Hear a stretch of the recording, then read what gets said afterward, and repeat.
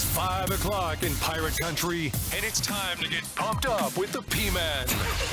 Hit the door and hit the road. 94.3 The Game is going to get you home, and the P-Man's not holding back. Yes!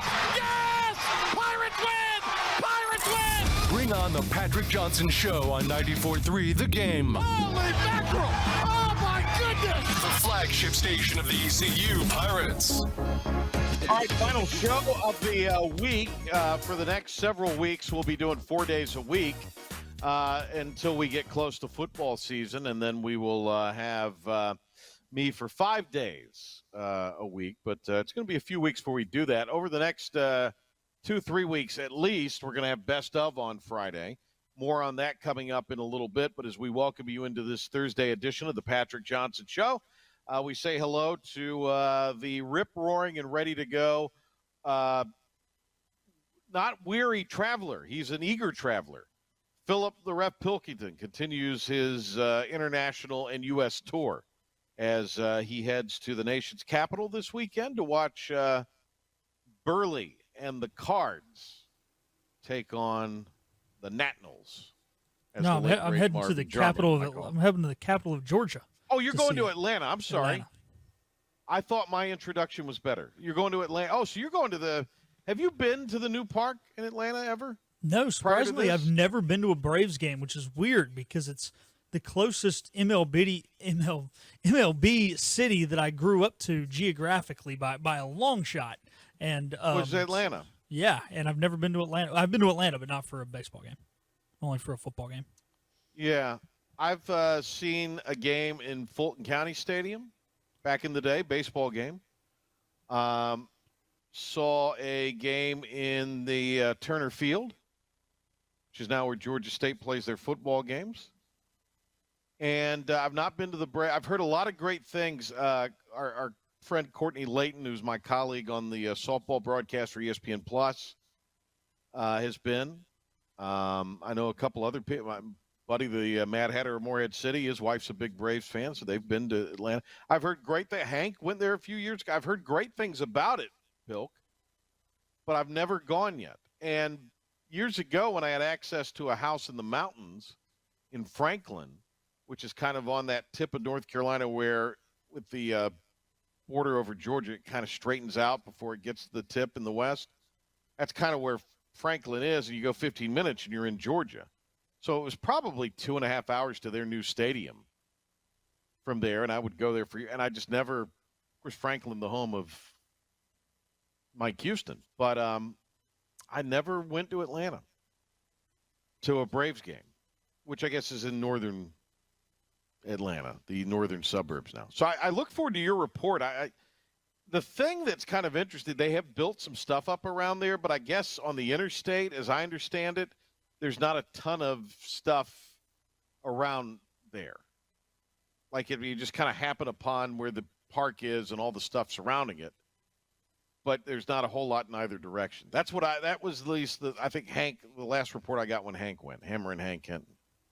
Well, I would like that because sometimes when stadiums are too downtown, like basketball arenas, I kind of like it. And as much as the city backdrop is cool for baseball, they can be a pain in the rear end to get in and out of too much when they're downtown. Yeah. Philly's that way. It's kind of it's south, I think. It's out there by the airport. Yeah, it's just kind of out there, which is kind of nice. Like when we went to Coors the other day, we're like driving into rush hour traffic. Luckily, we're going the other way, but you're trying to like park, and people are like leaving the parking lot because they're leaving work, and you're getting in there for the game. And I don't know, it's kind of tough with it being a weeknight game, so we don't have to worry about that.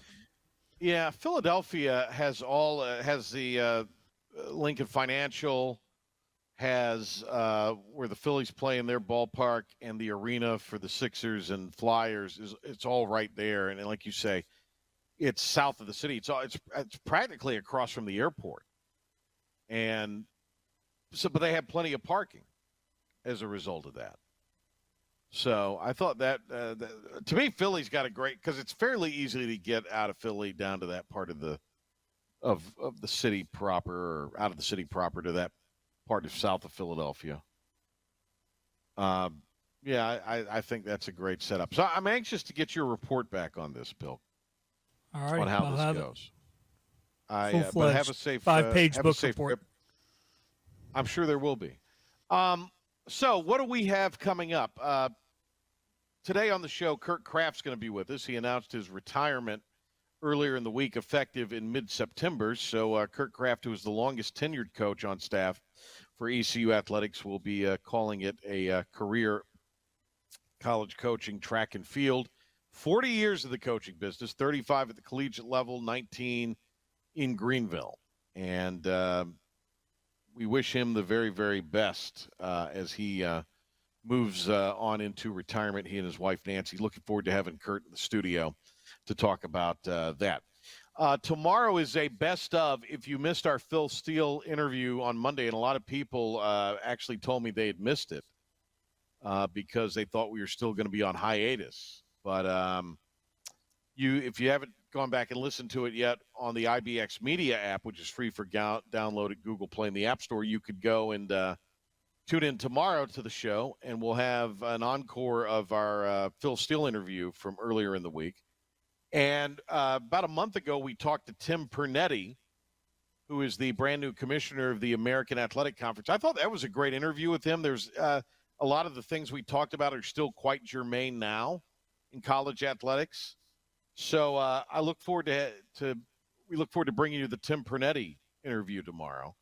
That's particularly apropos because we've got coming up, we've got the AAC Media Days, Monday and Tuesday in particular. So we'll have all of that audio for you on Tuesday. And Pilk, your birthday's Monday, is that right? It is.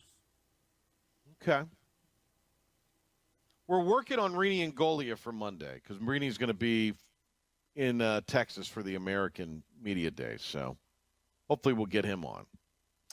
Some other great guests for next week as well that we're working on, and we'll hopefully have everything confirmed here and locked in. Tell you more about that next week and on social media. So with media days going on, the SEC, because it just means more, their media days are going on right now. And this they have quite a radio row. It's a pretty big deal, the SEC media days, obviously. Nick Saban is making his debut, I guess, in a sense, as a talking head for the studios for ESPN and ABC and what have you. And he had this, I guess he was on with Greeny on his show this past week or earlier in the week. Let's play this. I thought this was funny, so let's play this where Nick Saban appeared on ESPN talking from SEC Media Days. Well, it's a little different. I've never worn a credential in my life and was always for 17 years able to get into SEC Media Day without a credential. I had to go back to the room today and get my credential to get in. So that's one of the biggest changes I see. It's not like it used to be.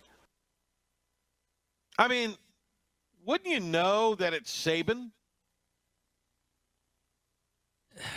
You would think. The problem is you're thinking from a logistical standpoint.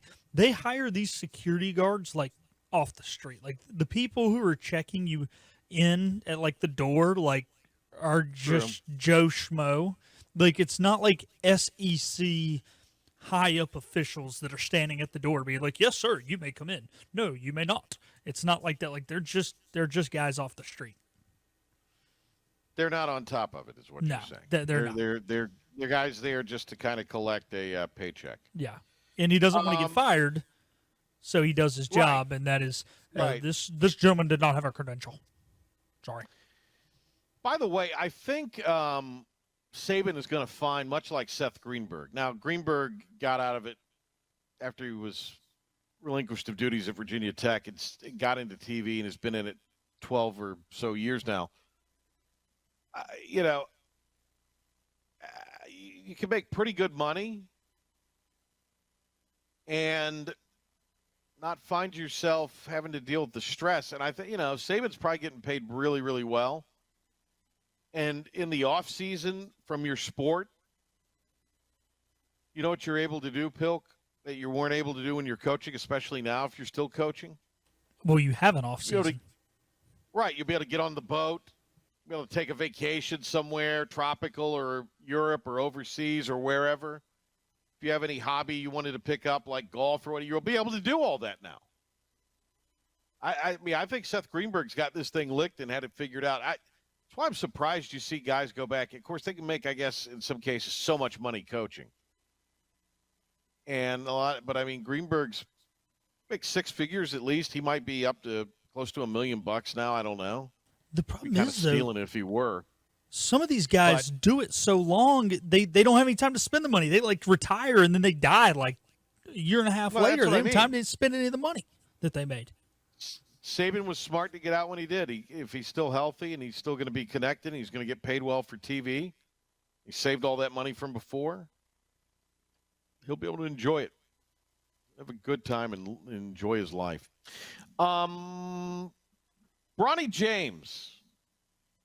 I sent this to you yesterday, Pilk. You know what's funny? Anytime they list a graphic for Bronny James, you know what they put at the very top? The biggest number, and that's his minutes per game. And that is an effort to make it look like that's what he's averaging in points. I firmly believe that. Because the graphic we've got here I sent you yesterday, look at that. What number sticks out to you? Naturally, are you reading? Oh, naturally, the 25 sticks out, but that's minutes. Right. That's minutes per game. He's playing 26 minutes, averaging 4 points, and has not made a three-point shot. Welcome to the NBA, kid. Criminal. Well, I mean, he's taking money out of somebody else's pocket. That's the shame. All right. Let's hit a break. Kurt Kraft is going to be with us in studio. He is the director of ECU track and field and cross country, and Coach Kraft is calling it a career. We're going to welcome him back to the Patrick Johnson Show to talk about his career and his decision, why he decided now was a good time to retire. So stay tuned for that here on the PJ Show. The summer savings event is on at Greenville Toyota. Enjoy your summer in a new Corolla for just $219 a month or a Highlander for only $399 a month. Got a trade? Get cash for it on the spot or trade for a new Toyota. At Greenville Toyota. We have you covered with all the ECU news and beyond that you need for the drive home. The Patrick Johnson Show on 94.3 The Game. Earlier in the week, we got word that our great friend Kurt Kraft, ECU's longest tenured coach, is retiring. It'll be effective in mid-September. And we welcome to the Patrick Johnson Show Kurt Kraft back with us. Coach, how are you? I'm doing good, Patrick. Thank you for having me on the air. ECU track and field, ECU cross country.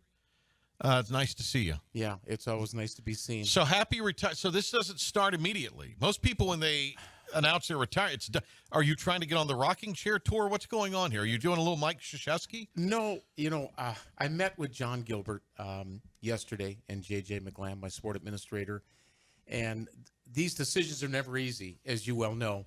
And if they were easy, you'd make them a long time ago, and you'd make them with no thought.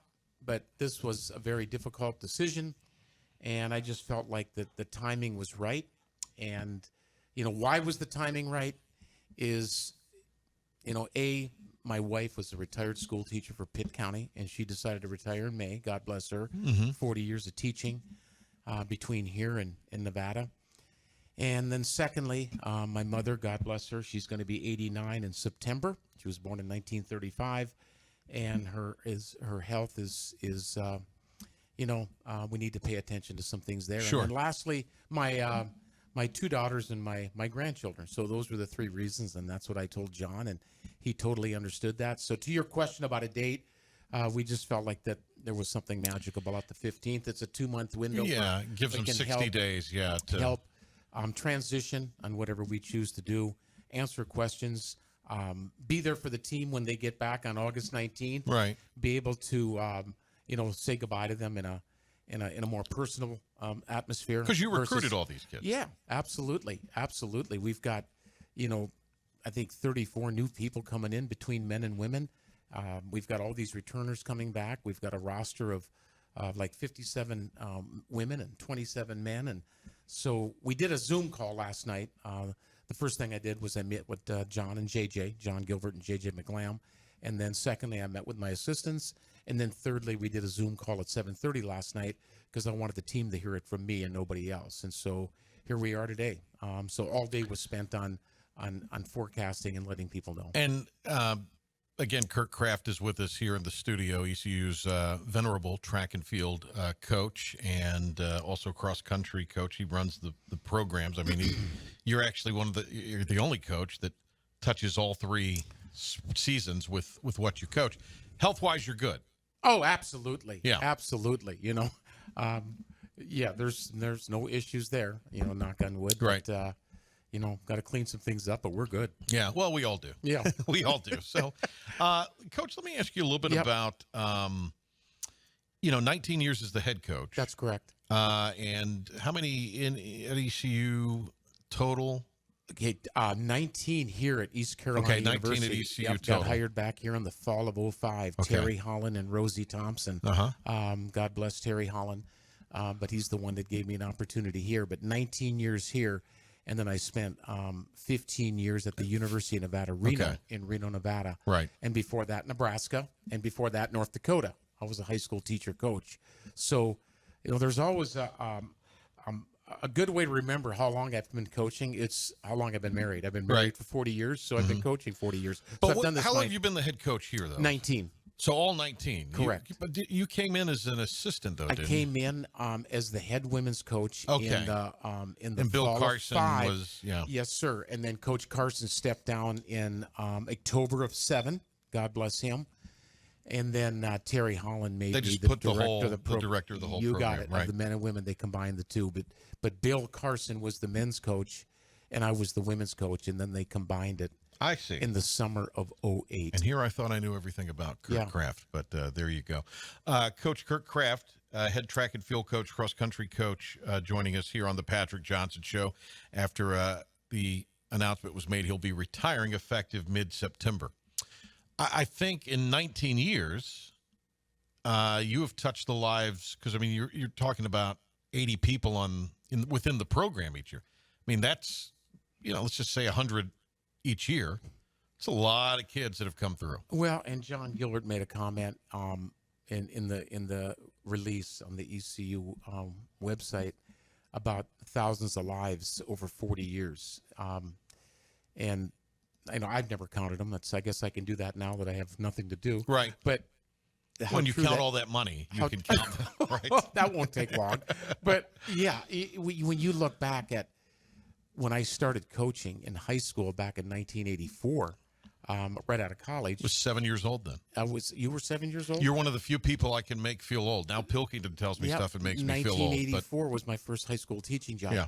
But that was 5 years of athletes. And then when I was at the University of Nevada, Reno, that was almost 15 years worth of athletes over that amount of time. And then now. So it would be really interesting. But that's interesting you bring that up. But when I get text messages from former athletes that I coached back in 1994, what is that? Is that 40 years ago? What that 94? 94 would be now? 30 years ago. 30 years ago. No, no, you're right. 94. I was married in 84. Right. But I get texts from former athletes from 1994, Patrick. That was 30 years ago. That are police officers in the Bay Area and different walks of life. But hey, Coach Kraft, how are you doing? Just wanted to let you know we're thinking of you. Me and so are at the state track meet in California. Right. We just wanted to say hi to you. So that is huge to me, and that's why I chose to do this 40 years ago. Was I wanted to impact people's lives. On the day of the retirement, how many text messages did you get when the release came out? I'm up to, I think the last time I checked, I'm up to 157. Nobody likes a bragger, Kraft. I'm just letting you know. Right. Well, you asked the question, and I'm not on social media. Right. So you're not. My wife is on Facebook. Okay. Mrs. Nancy Kraft. I need to Facebook friend her then, so I can keep up with you when you're gone. So yeah. So she is my Facebook manager. Ah, there you go. Your social media manager. Yes. She is managing my social media account. But I think what I'm going to do in retirement, one of my goals is to, I think, get on Facebook. Boy, you're going to be living life, aren't you? Jeez. All right, Coach Kurt Kraft is with us here. I think you need loftier goals in retirement. I know you have them. I don't want to put your business in the street here. No. But you, a few years ago, got an RV, as That's Cousin correct. Eddie would say. That there is an RV. And I remember telling you at the time, I said, Coach, this is brilliant because you can go wherever you want, whenever you want. That's correct. That's pretty cool. So Yeah. are you gonna do America in a sense? I've got a daughter that lives in Reno, Nevada. Okay. As I mentioned, I used to coach at the University of Nevada, Reno. Yeah. Not Las Vegas, but Reno. Right. And long story, as they say, short. That's hard for me to do. Sure. You get a mic in front of me. Right. And I don't ever make long stories. Well, you better enjoy this now because after so- today we have no use for you. so just so you know, So listen. you better talk it all today. I'm sitting and I'm talking to my daughter that lives here in Greenville, North Carolina. Mm-hmm. She works for a local dental a group here in town. And so this was This is turning into a "This Is Your Life" segment with Coach Kraft. This is a number of years ago. Yeah. We're sitting at Cracker Barrel, and she says, "Dad, when you leave here someday, that's going to be an emotional time." Yeah. And this was, I think she was still probably just maybe a senior in high school or Right. just shortly out of high school. And I got to thinking, we're at Cracker Barrel, and I'm going, oh boy, this is going to be tough to pull out of this community. So when she said that back a number of years ago, I thought to myself, we're going to have to figure this out. Right. Because I can't buy a place in Reno. I can't buy a place in Greenville. So let's get an RV. The best of all worlds. And yes. then if we decide that we're heading down 40, and let's just say we get to Nashville, and you know what? You want to stay overnight? Right. And then my daughter's missing me. I'll just turn that thing right around and come I back got you. to Greenville. Yeah. So, You can park it during the football season. oh, yeah. Because Kurt Kraft, Coach Kraft, is an avid ECU sports fan. He's just not got his nose in his. You go to all the games. Yes, I do. And you root like hell for the I Pirates. support Gary in soccer, and Yeah. I support Shane. I love Shane. Great guy. In softball. Yeah. And You love Kevin basketball. and golf. And Yeah. I'm there for Kim and women's basketball and Mike and men's basketball. And, of course, football goes without saying. So, yeah, that's important. You throw to out me. the first pitch, or at least attempt to, with Cliff in baseball. What are we going to do there?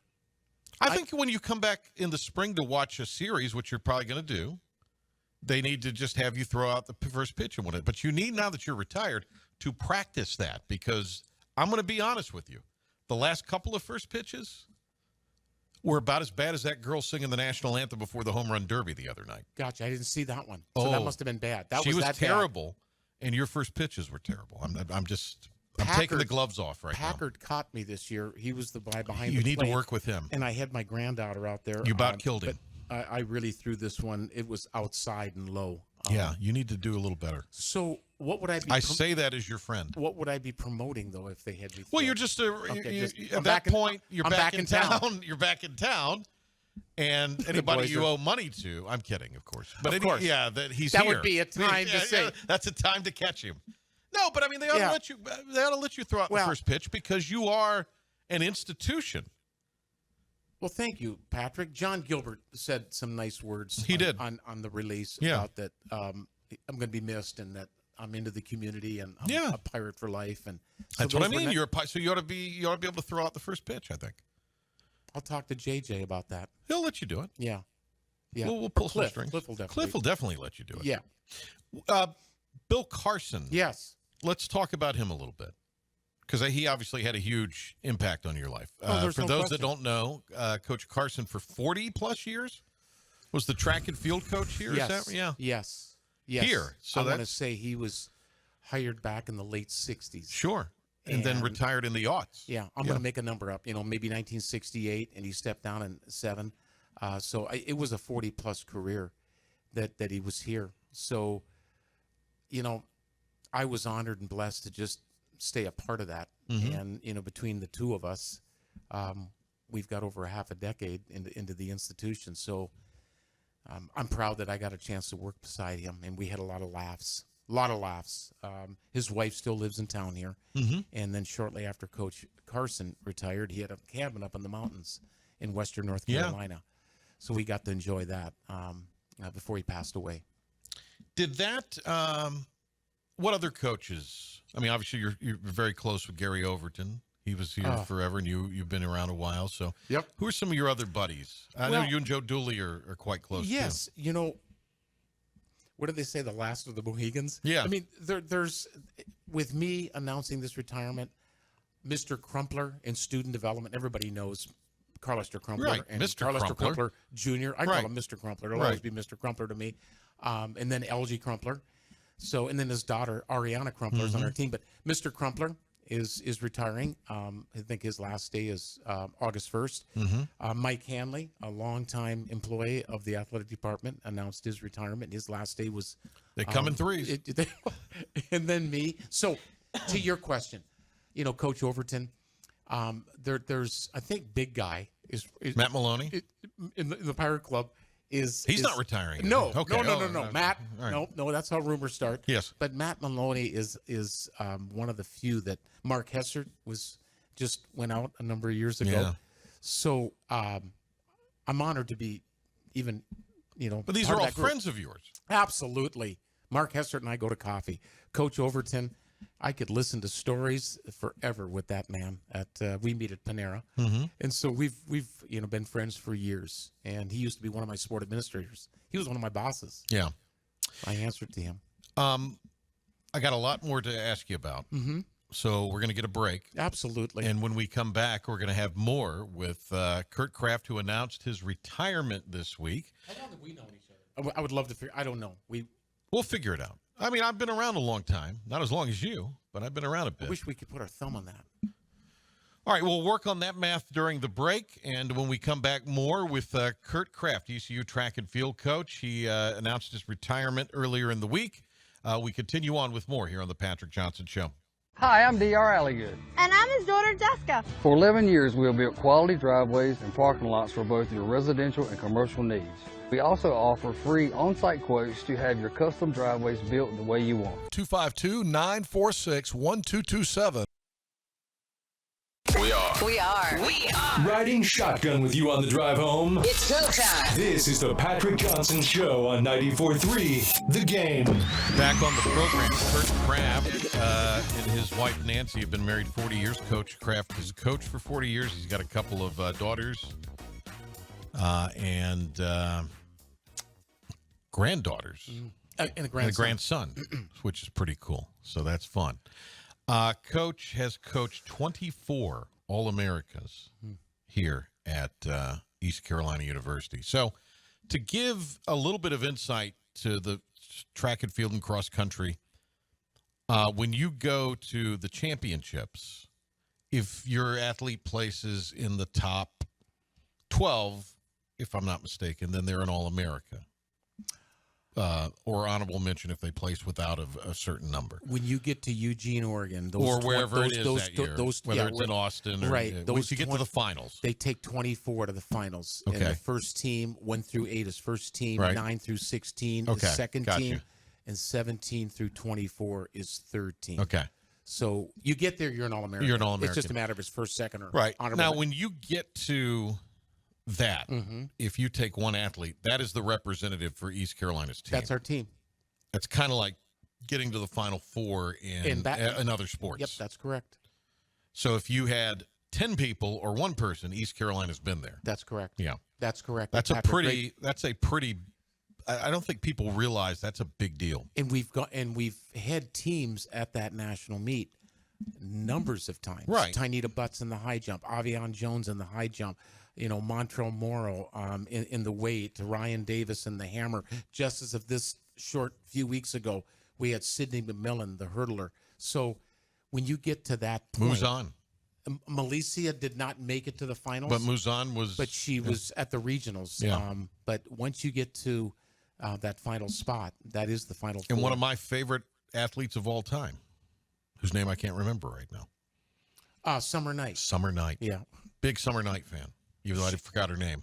That's a Henry Hinton move right there. That's what he taught me. Everybody's your friend. The hen. Yes, the hen, the big hen. Summer night. Yeah. Yep, got to the finals. She was third, first team All-American. Crazy. Third in the nation. And then she was eighth. As much as you favorably remember the ones that allowed you to go to places like Eugene or whatever, I'm sure there are other great stories of kids that maybe nobody ever heard of, that you made a difference in their life, or it gave them an opportunity to go to college where maybe they wouldn't have had that opportunity. Absolutely. Or back to your high school, a kid that maybe became part of team sports and that changed their life. You know, Patrick, and that's the beauty about what we do in the non-revenue sports, the Olympic sports, if you will. And I don't want to take anything away from football or basketball or baseball or, the revenue sports, but those sports impact people. Please don't misunderstand me. They do. But let's dumb this down. When you're competing in soccer, in golf, in track, in lacrosse, in tennis, a lot of times those kids are on small scholarships. A lot of times they're walk-ons. A lot of times you're giving them an opportunity that has nothing to do with financial. And so they want to be there because their heart is into it, their passion is into it. They love their sport. They love the sport. Yeah. And my point is, we're really impacting those people because they're so thankful that they got an opportunity.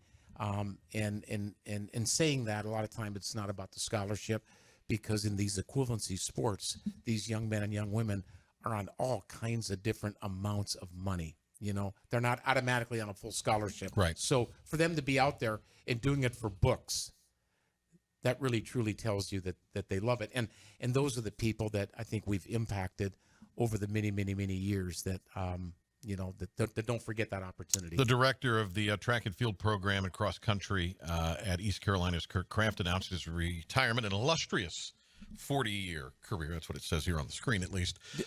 Yes, illustrious is the word. That's one of those 50-cent words you got there, Coach. So you ought to feel good about that. It's nice to have Coach Kraft come in here with us.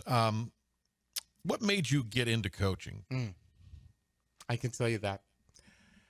I graduated from high school in 1980, but my 4-year high school career, my freshman, sophomore, junior, senior year, I had a coach by the name of Glenn Dorr.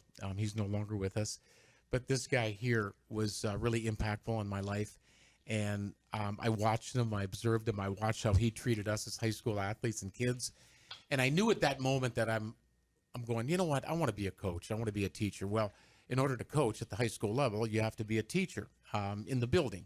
And I mean, not that you can't be the insurance man and be the right, or but back then it was much more back common. Then it was very common to be in the building and coaching the sports. So he had an impact in my life, and I knew that I wanted to teach and coach. So I got a teaching degree in social sciences and physical education. So I knew I wanted to be a teacher. So I go to Minot State University in Minot, North Dakota. I become a teacher coach. Wiley Wilson recruited me to run track up there from 1980 to 1984.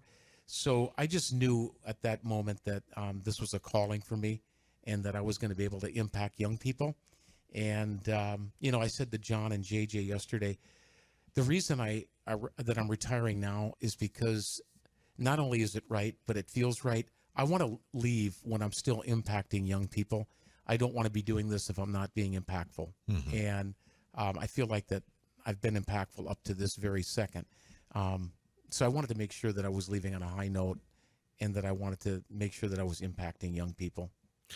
You have seen a lot change in college athletics in the time here at East Carolina alone, just in the last few years.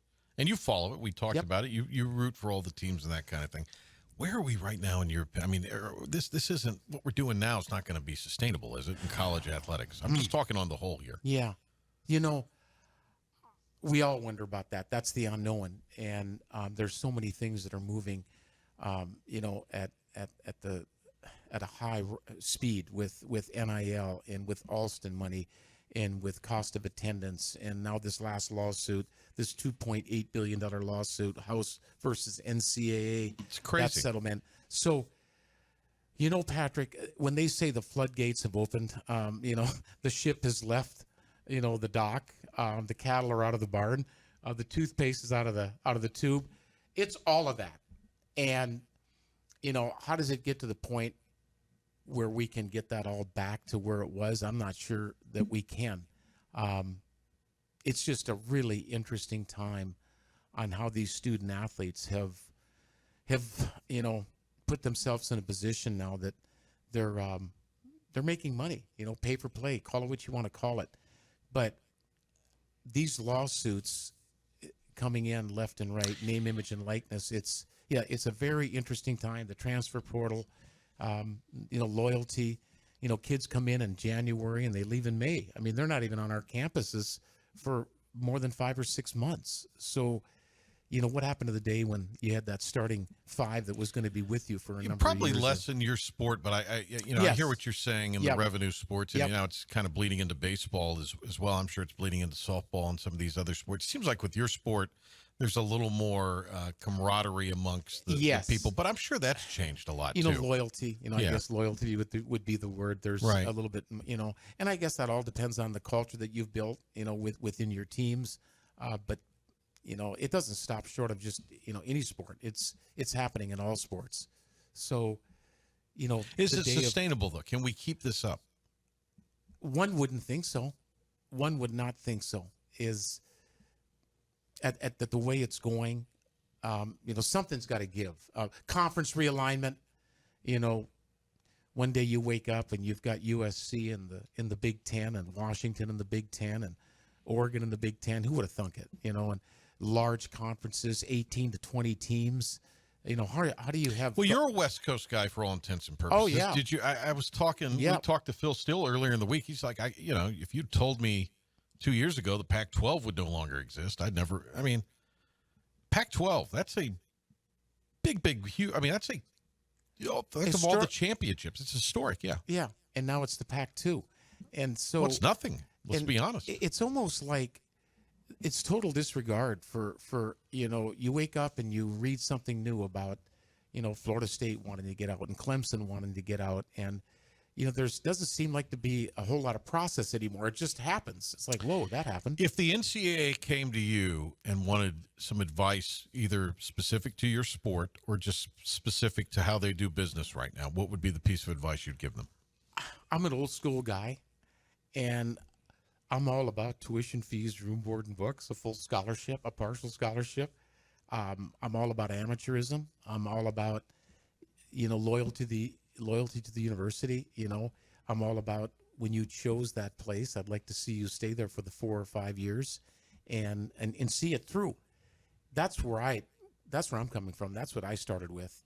So this whole thing about I'm going to stay for 1 year and gone, or stay for 2 years. If you're getting paid, you ought to have some term to it. You just can't have turnover free agency year in, year out in all these sports. I mean, that's why it's chaos right now. Well, and then you talk about our supporters, the people that are supporting the Pirate Club, and people that are supporting the scholarship fund, and the people that are giving.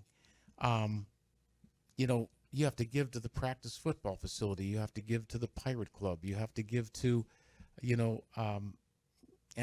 you have to, there's a lot that we're asking of these people, and we're thankful for that, but there's only so many wells you can go to, and I worry about that. Yeah. So, and that's just not an East Carolina problem. No. I mean, that's a problem for institutions that don't think it's a problem for them. Oh, it's a problem. It's going to be a problem for you if it's not now. Well, and what it comes down to is it's all about recruiting. So that's what all of this comes down to, is when you're recruiting these student athletes, the student athlete's going to say, well, I can get this over there. Then why wouldn't I look at? We're not naive to the fact, as we're talking to Kurt Kraft here, the track and field coach who announced his retirement earlier in the week. We're not naive to the fact that football essentially drives all this. But I have to imagine your sport locally here, for your program more appropriately, changed with the move to Conference USA. You leave the CAA, which was regional competition, how you had to operate, how you had to recruit, all of that, and then obviously onto the American. All of this had to change your sport drastically. Patrick, your program drastically. Where it changes the sport is back in the day when it was the CAA, the Colonial Athletic Association, you had a footprint, and you had a now the Coastal Athletic Association, but that's a whole story you for had another a regional time. footprint, whether it be Yeah. William and Mary, or whether it be UNCW, whether it be ECU, whether it be George Mason, whether you had a footprint. Well, that footprint eventually just went away. Well, and I always contended ECU and JMU, but especially East Carolina, really everybody says, well, regional like schools. We weren't like those other schools because we had football at the big level, at least in the more recent times. I'm sorry, I interrupted you. Go ahead. Where it affects us when you go from Colonial to Conference USA to the American is it affects those sports that have schedules, conference schedules. The soccers have a conference schedule. The softballs have a conference schedule. The volleyballs. But And there's what I a mean, big difference in you you have to- going in the conference. Yeah. Shane has to go out to Tulsa to To play 'em, Tulsa or and to- has yeah. to go to UAB to play them. In track and field and in golf, you don't have to play your conference Not like that. foes. Yeah. You come together at the end of the year and have a conference So you've been championship. able to keep it So relatively because they're bus trips for you. That's They're not correct. Until you get to That's correct. the postseason. NC State, Yeah. Virginia Tech, Virginia Beach. So Right. we've always been local. Do you have any hobbies other than watching sports? I like to play golf. Okay, so you're going to play a little more now? When I can do it. Right. That's something that I would like to do. Because your wife's going to want you to get a hobby, and you're going to want you to get a hobby, or your wife's going to find you a million things to do. That's correct. I don't know is Facebook a hobby, but I guess This Facebook, let me tell you something. This is not all it's cracked up to be. Do not hang your hopes on this. TikTok, Instagram. Don't X, even think of going there. So hobby. You know what, Patrick? Snap. I would like to get into maybe some fishing. Okay. I don't have a boat, but I'd have to just fish from the land. I can cast. Okay. But I would fishing. Fly fishing, that's popular where you're from. Yeah, that's big out west, Colorado, Nevada. Yeah. But probably try to start figuring out how to swing a club. Okay. Maybe Kevin Williams can help me out. I think he owes you a few golf tips, right? Right, and I think he'd give me He and some. Cato. Yeah. Cato, yeah, Mike. Mike's a good buddy of mine. It's great to have Kurt Kraft in the studio, and congratulations on a wonderful career, and thank you, illustrious career, and thank you for your friendship. Well, Patrick, and that's what this is about. That's funny you're closing with that. The relationships are the biggest thing that I'm going to take away from this, whether it be the coaches or the student athletes, the administration. But the coaches and the student athletes is what this has all been about from day one. And all the memories that we've created over the years is going to be special. So I love to reminisce. I don't know if you know that or not, but I love to reminisce. I love to think about the old days and the old times. So that's one of the things I'd like to do is reconnect. In fact, one of my student athletes that I used to coach at Nevada Reno, Atoya Burleson. She's married to Nate Burleson. Really? Nate Burleson is on the CBS. Yeah. I think it's GMA, Good Morning America, CBS. Yeah. He's also on one of the Sunday football shows. But she's getting inducted into the Hall of Fame. So you'll be able back to go in now. October. So stuff like that, when they reach out to me, is I guess traveling would be this hobby. But those are the things I'm looking forward to, is reconnecting with the athletes of the past. That'll be fun. Enjoy your well-deserved retirement. And I appreciate our friendship. It's been very beneficial. It's been over a decade, I know that. Yeah, been a while. But thank you for everything you've done for our program and for having me on the air and promoting our sport. Happy to do it. For everything else you do for Pirate Athletics. Well, thank you. It's nice of you to say. Kurt Kraft, ladies and gentlemen, retiring after 19 years at ECU, 40 years in the business. As long as I've been married. As long as he's been married. Miss Nancy. He's been married to two things: his track and field career, coaching career, and his lovely wife. Yep. But enjoy your time with her, and get a hobby for her sake. Alrighty. Don't drive her crazy. All right, we are wrapping things up on the Patrick Johnson Show for the week, and we'll do that right after this.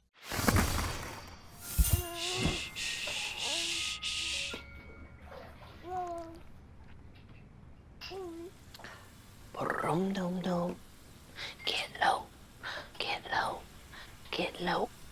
369. Ooh, she fine. Hoping she can sing it to me one more time. Get low. Get low, get low, get low. Grab a Pepsi Wild Cherry and get wild. And now, the stunning conclusion of the show. It's the P-Man here on 94.3 The Game. Alrighty. Wrapping up the show. Thanks to Kurt Kraft for being with us. One of the, just a gem of a guy. And you won't find a kinder and just fun guy than Kurt Kraft. Loves to talk. You and he are probably two of the people that could have a conversation with anybody. You and him and my dad and my granddad. Those are the four people. I can just have a conversation with anybody, Pilk. Out of nowhere. Always got to talk to somebody. Yeah, I haven't met your granddad, but me, your dad, and Kraft, I can vouch for that. Hey, Kurt Kraft's a big fan of the coach, by the way. They're buddies. All right, East Carolina has picked up another commit for the upcoming season. Didn't mention this a couple days ago, but 6'10", 215-pound forward Reed Kaysen out of Kingston High School in Oklahoma. He had his official visit to ECU, and gotten some interest from Portland, Penn, Air Force, and Army. And originally was a 24 recruit, reclassified, moving to 25, but then when this East Carolina opportunity presented itself, he made himself available for the campaign. So he takes up the final scholarship for the 24-25 season. To me, I think you go and try to get an experienced big. There's still players there in the portal that would be grad kids, and I think you could still get them monetarily, but I don't know. It's just hard to say. To me, it would have been one that I hope it works out, and maybe you're just building for some long-term. We'll see. He's hoping the GPA, I can tell you that, if he got into Penn. Well, that's true. And Air Force and Army. Let's not kid ourselves. Hey, Pilk, have a good trip to Atlanta. Be safe. Thanks, sir. Thanks to Kurt Kraft for being with us. Great to have him. We'll have coverage of ECU's Media Day in the AAC next week, Monday and Tuesday, and throughout the week, really, next week. Have great guests, so join us next week. Tomorrow, Best of, encore of Phil Steele and the AAC Commissioner. Catch you in the morning on Talk of the Town. Best of the PJ Show tomorrow. Have a great and safe summertime weekend this weekend, everybody. Stay dry.